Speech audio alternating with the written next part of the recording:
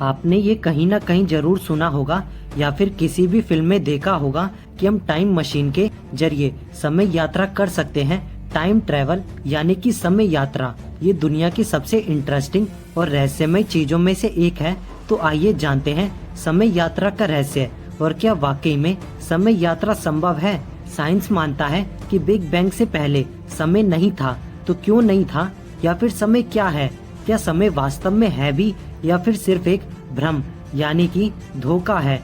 तो हमें समय यात्रा का रहस्य जानने से पहले ये जानना होगा कि वास्तव में समय क्या है, क्योंकि भविष्य में यात्रा करना खुद के लिए टाइम को स्टॉप करने जैसा है। तो चलिए जानते हैं समय क्या है, जिससे ये साफ हो जाए कि वाकई में समय यात्रा करना संभव है या फिर नहीं है।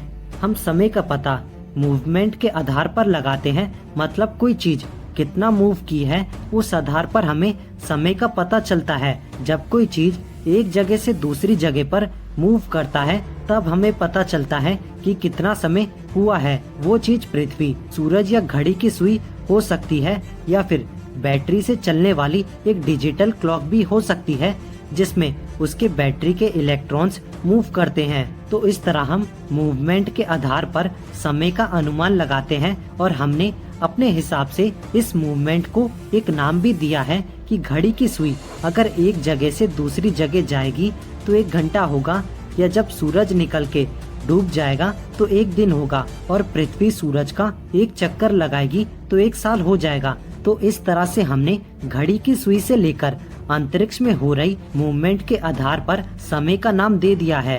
तो इस तरह से समय यानी कि टाइम असल चीजों की ही मूवमेंट है, जिसे हम स्पेस टाइम कहते हैं।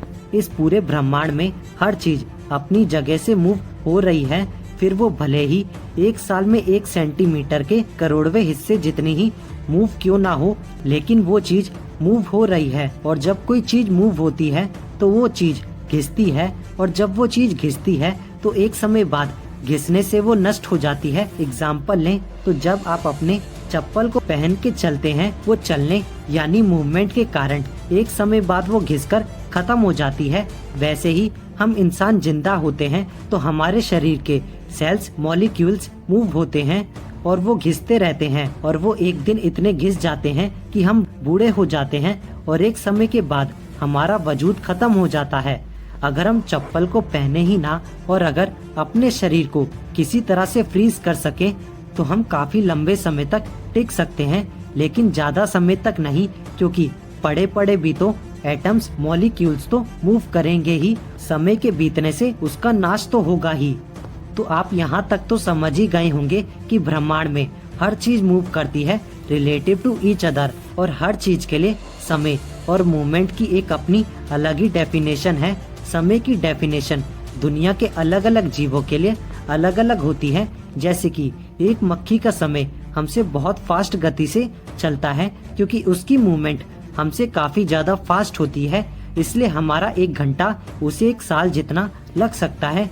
हमारे 1 घंटे में वो अपने जीवन का एक बड़े हिस्से को जी सकती है, और हम उसकी फास्ट मूवमेंट के कारण उसे पकड़ भी नहीं पाते हैं, क्योंकि हमारी मूवमेंट उसकी मूवमेंट के आगे बहुत धीमी है। एक मक्खी का जीवन बहुत कम यानी कुछ ही दिनों का होता है, इसलिए उसे ये लगेगा कि समय बहुत ही धीमी रफ्तार से बीत रहा है, और वो समय की हमारी परिभाषा से भी एग्री नहीं करेगी, क्योंकि उसके लिए बाकी दुनिया की मूवमेंट बहुत ही स्लो हो जाएगी। वहीं एक कछुए की मूवमेंट हमसे काफी धीमी रहती है, इसलिए वो 200 से 300 साल तक जिंदा रह सकते हैं। तो इस तरह सभी जीवों की फिजिकल और न्यूरोलॉजिकल मूवमेंट के आधार पर उनका जीवन काल होता है। इसलिए आप ये कह सकते हो कि समय हर ऑब्जेक्ट की उसकी खुद की मूवमेंट पर आधारित होता है। और ये बात पता नहीं कैसे, लेकिन हमारे पुरखे भी जानते थे, इसलिए कई ग्रंथ और कथाओं में देवी देवताओं के समय को अलग बताया गया है। पर जब हम भूतकाल या इतिहास के बारे में सोचते हैं, तब आपने सोचा है कि हम क्या सोचते हैं? तब हम वास्तव में समय के बारे में नहीं बल्कि बदलाव के बारे में सोचते हैं, और बदलाव चीजों की मूवमेंट की वजह से आता है, और चीजें ग्रेविटी, एटमॉस्फेयर या फिर क्वांटम फोर्स की वजह से मूव करती हैं।